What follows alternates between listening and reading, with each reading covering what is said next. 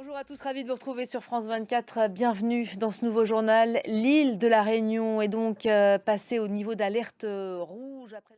Voilà, une première victime a été confirmée tout à l'heure, un homme sans abri.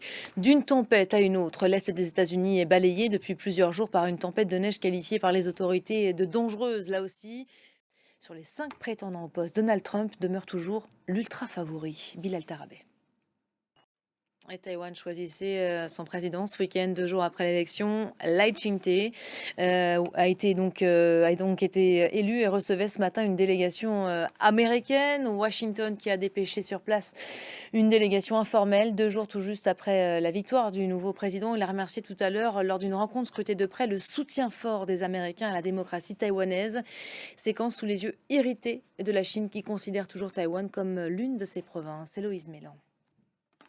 Et on va aller plus loin tout de suite avec Baptiste Falvos. Bonjour Bonjour Baptiste. Elisabeth. Cette visite informelle qu'on évoquait à l'instant, elle vient s'ajouter à des dizaines de félicitations exprimées au cours du week-end. Cette élection n'est-elle pas aussi finalement une victoire diplomatique pour Taïwan? Oui, et oui. Merci beaucoup Baptiste pour le décryptage. La guerre au Proche-Orient, elle est entrée ce matin dans son 101e jour. Les tensions se renforcent en mer Rouge.